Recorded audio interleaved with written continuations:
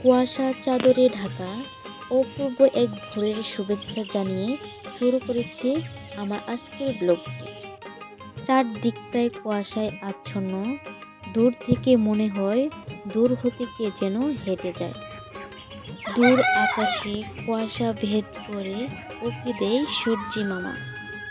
মুরুকের ডাকে ঘুম ভাঙে গ্রামের মানুষগুলো। শুভ সকাল, কেমন আছেন সবাই? কাছে কিংবা দূরে, দেশ এবং দেশের বাইরে যে যেখান থেকে আমার ভিডিও দেখছেন, আশা করি আল্লাহর রহমতে আপনারা সবাই অনেক বেশি ভালো আছেন। আলহামদুলিল্লাহ, আমিও ভালো আছি। এই শীতের সকালে হাঁটি হাঁটি পা পা করে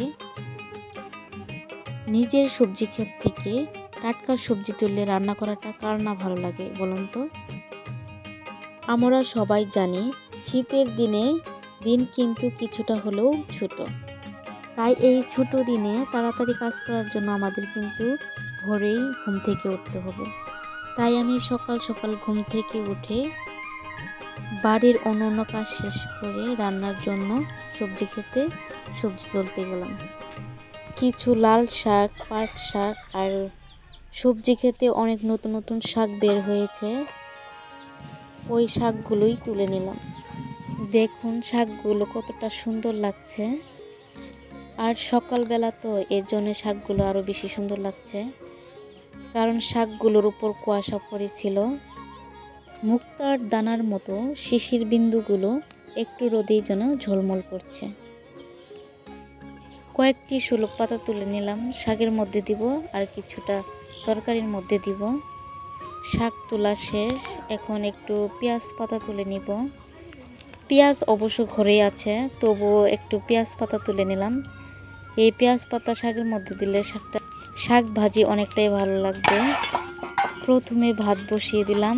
ভাত বসিয়ে দিয়ে ভাত রান্নার পাশাপাশি কাটা বাছা শেষ করতে হবে, তা না হলে রান্নাবান্না দেরি হয়ে যাবে। কারণ ভাত শেষ হলে আবার যদি তরকারি রান্না করার জন্য যদি আবার কাটতে হয় তাহলে অনেকটাই দেরি হয়ে যাবে। এর জন্যই ভাত বসিয়ে দিয়ে এদিকে আর কি শাক রান্নার জন্য আর ভাজি করার জন্য এগুলো কাটা বাছা করে নিচ্ছি।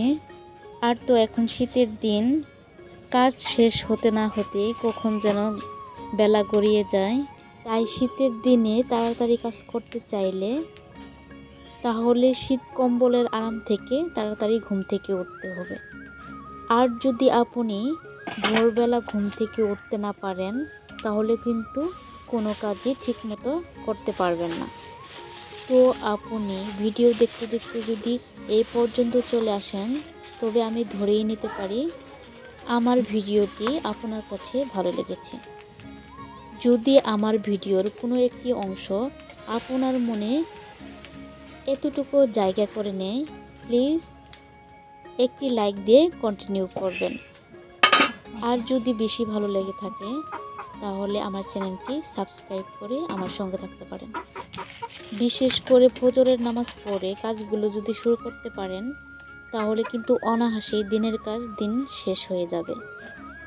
আর যদি আপনি লেটে ঘুম থেকে ওঠেন তাহলে কিন্তু কাজ শেষ করা মুশকিল হয়ে পড়বে। আমি যে প্রতিদিন তাড়াতাড়ি ঘুম থেকে উঠি তা কিন্তু নয়। যেদিন একটু তাড়া থাকে কিংবা সকালে রান্নার আইটেমটা একটু বেশি থাকে সেদিন একটু তাড়াতাড়ি উঠি, কিন্তু বেশিরভাগ সময় একটু আর কি দেরিতেই উঠি ঘুম থেকে।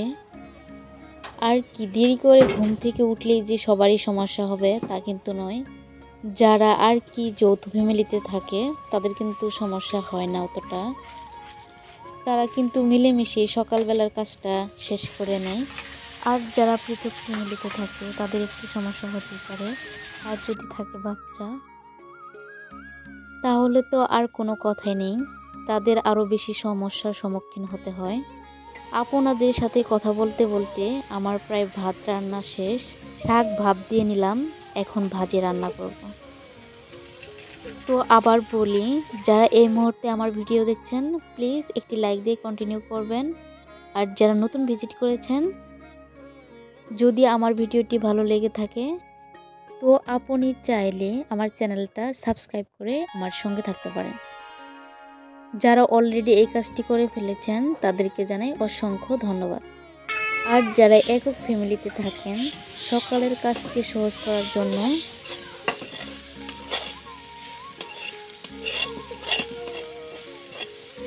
রাতে হালকা পাতলা কাজ করে নিতে পারেন সকালের জন্য। এতে সকালের কাজটা অনেকটাই সহজ হয়ে যাবে। যাদের হাজব্যান্ড জব করে আবার ছেলে মেয়ে স্কুলে যায়, তাদের কষ্টটা অনেকটাই বেশি হয়ে থাকে। কি আর করা, গৃহিণী বলে কথা। আমাদের মতো গৃহিণীদের এইসব সমস্যার সম্মুখীন হতেই হবে। তাই আমাদের মতো গৃহিণীদের একটু বুদ্ধি করেই দিনের কাজ দিন শেষ করতে হবে। একটু বুদ্ধি খাটিয়ে যদি কাজ করা যায়, তাহলে কিন্তু আমাদের অতটা কষ্ট করতে হয় না দিন শেষে।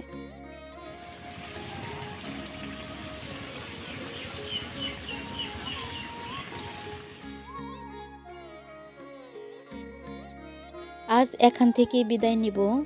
দেখা হবে নেক্সট কোনো নতুন ভিডিওতে। সেই পর্যন্ত সবাই ভালো থাকবেন, সুস্থ থাকবেন, আমাদের জন্য দোয়া রাখবেন। আর আপনাদের প্রতি রইল আমার অনেক দোয়া। আল্লাহ হাফেজ।